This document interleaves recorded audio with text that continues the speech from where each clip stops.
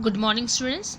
आषाढ़ का एक दिन नाटक हमने स्टार्ट किया है जो कि मोहन राकेश जी की नाटक है। और इसमें हमने देखा है कि किस तरह मल्लिका और अंबिका के बीच में वार्तालाप हो रहा है। जो मल्लिका जो है इस कहानी की नायिका है और अंबिका जो है मल्लिका की माँ है। तो दोनों के बीच में बातचीत हो रहा है कि मल्लिका जो है वो भीग कर आई है और अंबिका नहीं चाहती थी कि वो इस वो भीग के आई है, लेकिन साथ ही साथ वो कालिदास से भी मिली है, ऐसा अंबिका को लगता है। तो इसलिए अंबिका जो है उससे नाराज़ है और जब वो घर में आती है तो वो अंबिका जो है मल्लिका से बात नहीं करती है, ठीक है। और लेकिन मल्लिका जो है अपनी सभी भावना मैंने किस तरह से उसने वर्षा में जो भीगा है और किस तरह से उसने प्रकृति के सौंदर्य को देखा, वो सभी चीज़ें जो है वो अपनी माँ के साथ में शेयर करती है, लेकिन उसकी माँ उसका कोई भी जवाब नहीं देती है, ठीक है। अंत में मल्लिका पूछती है कि आखिर क्या बात है, ऐसा क्या हो गया कि वो उनसे बात ही नहीं कर रही है, क्योंकि वो तो काम करते हुए भी उनसे बात करती रहती है, लेकिन आज ऐसा क्या हो गया, ठीक है। फिर अंबिका बोलती है कि तुम मैंने फिर पूछती है कि बताओ मेरे सूखे वस्त्र कहाँ है अपनी माँ से। तो उसकी माँ बताती है कि तल्प में रखे हुए हैं। फिर वो अपनी बेटी को दूध पीने के लिए बोलती है कि मैंने दूध गर्म करके रख दिया है, तुम शक्कर मिला के पी कर उसे सो जाओ, ठीक है। और फिर वो अपना काम करती है अंबिका। तो फिर इतना में क्या होता है, दोनों को जो है एक घोड़े के टापू का स्वर सुनाई देता है। तो फिर मल्लिका जो है अंबिका से पूछती है कि माँ ये कौन लोग हैं। तो फिर अंबिका बताती है कि ये राज कर्मचारी हैं। तो बोले जब भी इन लोग यहाँ पर आते हैं हमारे गांव में कुछ ना कुछ होता है, और जब लास्ट ईयर जब उन लोग आए थे तो तुम्हारे पिताजी जो है उनकी भी मृत्यु हुई थी उस समय, ठीक है। कोई ना कोई तो अशुभ होता ही है, ठीक है। तो उसके बाद में जो है फिर वो बोलती है कि फिर मल्लिका जो है उसको समझाती है कि तुम जो है क्यों अपना फिर वो कि अपना जो इस तरह का समय ख़राब करती हो। फिर वो बताती है कि मैंने अग्निमित्र को भेजा है। तो अग्निमित्र कौन था, जो रिश्ते जोड़ता था, ठीक है। तो मल्लिका बोलती है कि तुम उसको क्यों भेजे, मैंने तुम्हारे रिश्ता के लिए भेजी थी, लेकिन वो तुम तो मल्लिका बोलती कि माँ मुझे भी शादी नहीं करनी है। तो उसकी माँ बोलती हाँ, बोले तुम जो चाहती वही हो रहा है, बोले जिसके लिए मैंने जो रिश्ता तुम्हारे लिए भेजा था उन्होंने शादी करने से ही इनकार कर दिया था। मल्लिका बोलती है कि वो कौन होते हैं मुझे ठुकराने वाले, बोले मैं स्वयं ही इस रिश्ते को ठुकराती हूँ। तो फिर मल्लिका जो है अंबिका जो है मल्लिका को बोलती बोले हाँ, बोले अब तो मेरा भी कोई तुम पर अधिकार नहीं, तुम इतनी बड़ी हो गई कि अपना सब कुछ सोच सकती हो। और उसी बीच जो है उन्हें घोड़े के टापू का स्वर भी सुनाई देता है। उसके पश्चात जो हो रहा है वो यहाँ पर हम पढ़ेंगे, ठीक है। और मुझे ऐसी भावना से तृष्णा होती है, पवित्र, कोमल और अनश्वर। मल्लिका माँ तुम मुझ पर विश्वास क्यों नहीं करती। तो उसकी माँ बोलती है कि तुम जो बोल रही हो तुम जो जिस तरह से तुम बोल रही हो कि तुम कि तुम जो है तुम्हारे अंदर जो भाव है वो बहुत ही मैंने अच्छी है, तुम सब कुछ समझती हो, तो मैं उससे परिचित नहीं हूँ, ठीक है। मुझे ऐसी भावना से तृष्णा होती है, मुझे ये सब बिल्कुल पसंद नहीं है। पवित्र, कोमल और नश्वर, माँ तुम मुझ पर विश्वास क्यों नहीं करती। तुम्हें जिसे भावना कहती हो वह केवल छलना और आत्मा प्रवचना है। तो अंबिका बोलती है कि तुम जिसे भावना समझती हो, जिसे तुम प्रेम समझती हो, वो सब क्या है, छलावा है। मनुष्य जो है अपने स्वार्थ के लिए ही एक दूसरे से जुड़ता है। वो ऐसा बोलती, समझाने का बार बार अपनी बेटी को समझाने का प्रयत्न करती है। भावना में भावना का वर्ण किया है। मैं पूछती हूँ भावना में भावना का वर्ण क्या होता है। एक भावना को दूसरे भावना से तुम कैसे जोड़ रही हो, उससे जीवन की आवश्यकताएं किस तरह पूरी होती है। तो अंबिका समझाती है केवल प्रेम से जो है जीवन नहीं चलता है, उसके लिए कमाना भी पड़ता है, पैसा भी अर्जन करना पड़ता है, ठीक है। भावना में भावना का वर्ण है। केवल भावना एक दूसरे की भावना को समझ जाने से जीवन पूरा नहीं होता। मल्लिका जीवन की स्थूल आवश्यकताएं ही तो सब कुछ नहीं है। तो मल्लिका बोलती है केवल जीवन की आवश्यकताओं को पूर्ण करना ही तो जीवन नहीं है माँ, उसके अतीत भी तो बहुत कुछ है। तो मैं कहना चाह रही है कि केवल पैसे कमाना और खाना पीना ही जीवन नहीं है, बल्कि इसके अलावा भी जीवन है, ये मल्लिका बोलना चाह रही है। लेकिन अंबिका बोल रही है कि केवल प्रेम से जीवन नहीं चलता, उसके लिए कमाना ही पड़ता है, क्योंकि जब लोग आपस में रहते हैं तो फिर आवश्यकताएं भी बढ़ती है। अंबिका होगा मैं नहीं जानती, सच तो यह है माँ कि ग्राम के अन्य व्यक्तियों की तरह तुम भी उन्हें संदेह और वितृष्णा की दृष्टि से देखती हो। तो अंत में मल्लिका बोलती है कि माँ मैं जानती हूँ कि गांव के सभी लोग जो है कालिदास को बेकार समझते हैं, निठल्ला समझते हैं, उसी तरह तुम भी जो है उन्हें बेकार और निठल्ला समझती हो। तुम्हें भी ऐसा लगता है कि वो पैसे नहीं कमा सकते और ना ही मेरे साथ अच्छा जीवन व्यतीत कर सकते। मुझे वो जीवन की हर तरह की सुख सुविधा है वो नहीं दे सकते। ग्राम के अन्य लोग उसे उतना ही जानते हैं जितना मैं जानती हूँ। तो अंबिका बोलती है हाँ बोले गाँव के लोग जितना जानते हैं उतना मैं भी जानती हूँ। बोले मैं भी ये समझती हूँ कि उसमें उतनी योग्यता नहीं है कि वो तुम्हें जीवन का हर सुख दे सके। ठीक है, तो फिर मैं उससे घृणा करती हूँ। तो अंबिका बोलती कि मुझे कालिदास से घृणा है क्योंकि वो निठल्ला है, आवारा है, वो कुछ नहीं कर सकता अपने जीवन में और उसके पीछे तुम अपना जीवन बर्बाद कर रही हो। तो मल्लिका बोलती माँ अन्य लोगों को उससे क्या प्रयोजन है परंतु मुझसे है, उसके प्रभाव से मेरा घर नष्ट हो रहा है।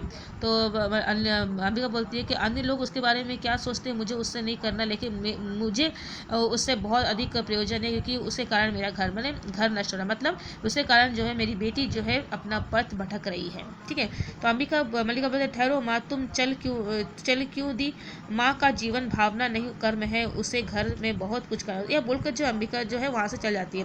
तो मल्लिका बोलती है कि तुम माँ क्यों जा रही, तुम बात को पूरा करो। तो अंबिका बोलती है केवल बात करने से तो काम नहीं चलेगा, काम भी करना पड़ेगा, काम करेंगे तभी तो घर में सब कुछ तरह की सुविधा ला सकेंगे।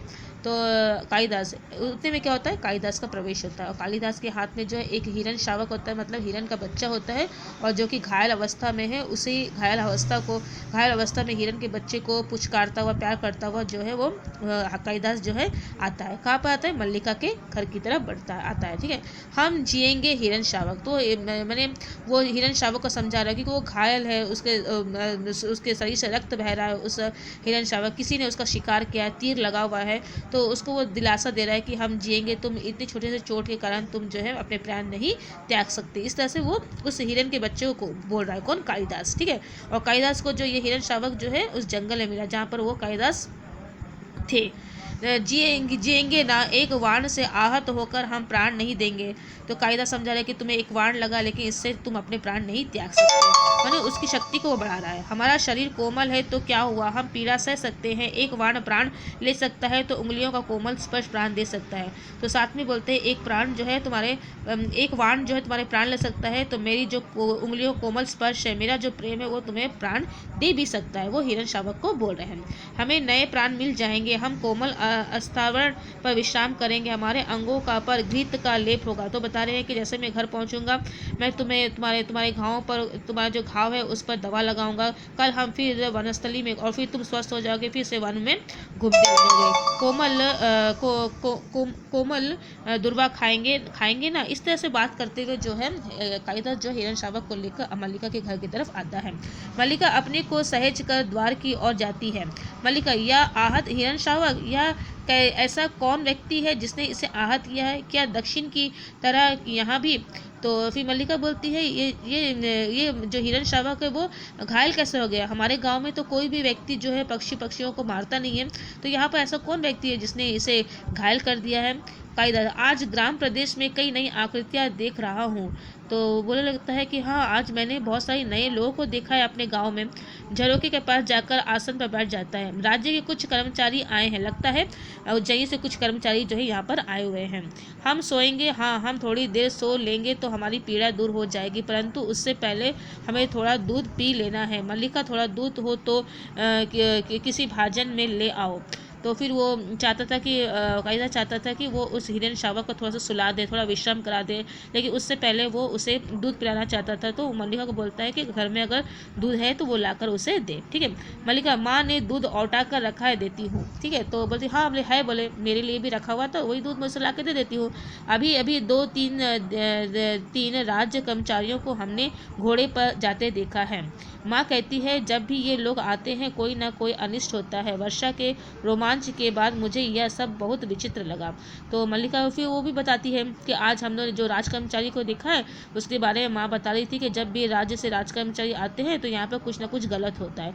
इतना अच्छा हम लोगों ने प्रकृति का सौंदर्य का जो अनुभव अभी किया था, उसके बाद में ये सब सुनकर मुझे बिल्कुल भी अच्छा नहीं लग रहा है। ये बात जो है मल्लिका कालिदास को बोलती है और फिर वो जो है दूध का बर्तन उठाकर दूध खुले बर्तन में उड़ाने लगती है। माँ आज बहुत रुष्ट है, और साथ में ही क्या बोलती है कालिदास को कि माँ आज बहुत ही रुष्ट है। ठीक है, तो कालिदास और मल्लिका एक कमरे में और दूसरे कमरे में अंबिका है। ठीक है, तो वो माँ को मैंने कालिदास को बता रही है कि माँ आज बहुत गुस्सा है और बहुत रुष्ट है, मुझसे बात भी नहीं कर रही है। फिर हम हाँ, तो फिर कायदा से करता है, जैसे ही वो उसको दूध आके देती है तो हम पहले से सुखी है, हमारी पीड़ा धीरे धीरे दूर हो रही है, हम स्वस्थ हो रहे हैं, ना जाने इसके रुई जैसे कोमल शरीर पर उससे वाण छोड़ने बना कैसे। तो कालिदास बोल रहा है, कालिदास जो है उसको प्रेम से जो है हिरण के बच्चे को सहलाता है, बोलता है कि तुम ठीक हो जाओगे। फिर ये सोचता है पता नहीं ऐसा कौन सा व्यक्ति जिसने इस छोटे से बच्चे को, इस कोमल से शरीर पर जो है वाण छोड़ा है, यह कुलाच महर्ता मेरी गोद में आ गया। ये सब बातें जो है वो मल्लिका को बता रहा, और जैसे ही उसको बाण लगा वो दौड़ते हुए जो है मेरी गोद में आ पड़ा, क्योंकि मैं वहीं से जो है जा रहा था, उसी जंगल के पास से मैं गुजर रहा था और ये मेरी गोद पर आ गया। मैंने कहा तुझे वहाँ से ले चलता हूँ जहाँ तुझे अपनी माँ की सी आंखें और उसका सही स्नेह मिलेगा, तो मैं उसे यहाँ ले आया, मुझे मालूम है कि तुम उसकी अच्छी तरह से देखभाल कर सकती हो। मल्लिका, सच माँ आज बहुत रुष्ट है, माँ की अनुमान हो गया है कि वर्षा में मैं तुम्हारे साथ थी, नहीं तो इस तरह भीग कर ना आती, माँ को अपवाद की बहुत चिंता रहती है। तो मल्लिका जो है कालिदास को बोलती है कि आज माँ बहुत गुस्सा है, माँ को पता चल गया है कि मैं तुम्हारे साथ थी, ठीक है, और वो इसी कारण वो मुझसे बहुत गुस्सा है, कालिदास दूध मुझे दे दो और इसे बाहों में ले लो। तो फिर जो है कालिदास जो हिरण को मल्लिका को देता है कि हम दूध नहीं पिएंगे, नहीं हम ऐसा हट नहीं करेंगे, हम दूध अवश्य पिएंगे। फिर कालिदास जो है उस हिरण के बच्चे को दूध पिलाने लगता है, लेकिन वो दूध पीना नहीं चाहता है, लेकिन फिर उसे मनाकर उसे पिलाता है। ऐसे ऐसे दंतुल बढ़कर उनके तो क्या राजपुरुष दंतुल ड्योढ़ी में आकर द्वार के पास रुक जाता है, क्षण भर वह उसे देखता रहता है। कालिदास हिरण का मुंह दूध से मिला देता है, ठीक है। तो इतना में क्या हुआ, इतना में एक और व्यक्ति का प्रवेश हुआ जिसका नाम है दंतुल। ये दंतुल कौन है, ये उज्जैनी से आया हुआ एक राजपुरुष है, एक व्यक्ति है, ठीक है, जो कालिदास की तलाश में ही इस गांव में आता है, लेकिन उसको पता नहीं कि कालिदास कौन है, ठीक है। और उसी बीच में जब वो उस गांव के जंगल को पार करता रहता है तब उसे ये हिरण दिखता है और वो हिरण का शिकार करता है, ठीक है। और वो जो घायल हिरण जो है कालिदास को मिलता है, क्योंकि कालिदास उसी समय उस जंगल के पास से गुजर रहे थे, और फिर कालिदास उसको लेकर जो है अपने गांव मल्लिका के घर में आते हैं। जब वो मल्लिका घर में लेकर आते हैं तो हिरण के शरीर से निकलने वाला जो रक्त होता है वो नीचे की तरफ गिर जाता है, तो उससे एक रास्ता बन जाता है, और उसी रास्ते को फॉलो करते हुए ये जो दंतुल जो है कालिदास के पास पहुंचता है, ठीक है। तो वो देखता है दंतुल कालिदास को, ठीक है, तो बोलता है, दंतुल बोल रहा है कि दूध पिलाकर इसके मांस को और कोमल कर लेना चाहते हो। कालिदास और मल्लिका चौंक कर उसे देखते। मल्लिका हिरण शावक को लिए थोड़ा पीछे हट जाती है। कालिदास दूध का भाजन आसन पर रख देता है।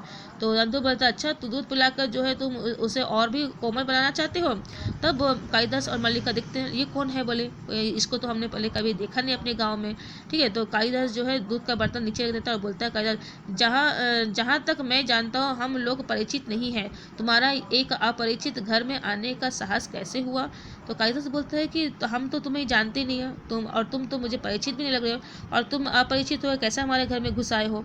दंतुल बोलता है, दंतुल एक बार मल्लिका की ओर देखता है, फिर कालिदास की ओर देखता है, कैसे अकस्मात बात है कि ऐसा ही प्रश्न मैं तुमसे पूछना चाहता था। हमारा कभी का परिचय नहीं, फिर भी मेरे वाहन से आहत हिरण को उठा ले आने में तुम्हें संकोच नहीं हुआ। यह तो कहो कि द्वार तक रक्त बिंदुओं के चिन्ह बने हैं, अन्यथा इन बादलों से घिरे दिन में मैं तुम्हारा अनुसरण कर पाता। तो दंतुल बोलता है कि यही बात जो मुझे तुमसे पूछना है कि मैं तुमको नहीं जानता, तुम मुझे नहीं जानते, लेकिन फिर भी मेरे द्वारा किया गया शिकार को तुम अपने घर में ले आए हो। अगर उसके रक्त से मार्ग नहीं बनता तो मैं तुम तक पहुंच भी नहीं पाता। तो देख रहा हूँ कि तुम इस प्रदेश के निवासी नहीं हो। तो कालिदास बोलते कि तुम इस प्रदेश के निवासी नहीं हो, क्योंकि हमारे गाँव के कोई भी लोग जो है पशुओं का शिकार नहीं करते हैं। दंतुल बोलता है, मैं तुम्हारी दृष्टि से प्रशंसा करता हूँ, मेरी वेशभूषा ही इस बात का परिचय देती है कि मैं यहाँ का निवासी नहीं हूँ।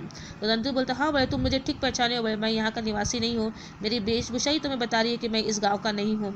मैं तुम्हारी वेशभूषा को देखकर नहीं कह रहा, तो क्या मेरे ललाट की रेखाओं को देखकर जान पड़ता है कि चोरी के अतिरिक्त सामुद्रिक का भी अभ्यास करते हो। तो कालिदास बोलता है कि मैं तुम्हारी वेशभूषा को देखकर नहीं बोल रहा हूँ कि तुम इस गांव के नहीं है। तो फिर दंतुल बोलता है कि तो क्या मेरे ललाट माने मस्तक, मेरे मस्तक में लिखा हुआ है कि मैं कहीं बाहर का हूँ, या फिर तुम्हें चोरी के साथ साथ सामुद्रिक में समुद्र में यात्रा करने का भी ज्ञान है और बहुत सारी चीज़ों का भी ज्ञान है। इस तरह से जो है दंतुल और कालिदास के बीच में बात होता है, जो इस हिरण शावक को लेकर ही हो रहा है। दंतुल जो है उज्जैनी से आया हुआ एक व्यक्ति है जो कालिदास से ही मिलने आता है, लेकिन वो कालिदास को पहचानता नहीं है, ठीक है, इसलिए वो जो है जाते समय वो हिरन का शिकार करता है, लेकिन जब उसको पता चलता है कि जिस व्यक्ति से वो अभी बात कर रहा है तो वही कालिदास है, फिर वो उसके पास जाता है और फिर उससे माफ़ी भी मांगता है। तो आज हम यहीं तक पढ़ते हैं, नेक्स्ट क्लास में हम नेक्स्ट आगे पढ़ेंगे। ओके, हमको पेज नंबर 30 तक पढ़ना है, जिसमें हम जो कालिदास, मल्लिका और अंबिका के वार्तालाप और बहुत सारी घटनाओं को भी हम यहाँ पर देखेंगे। आई होप कि आपको समझ में आ रहा होगा। Thank you.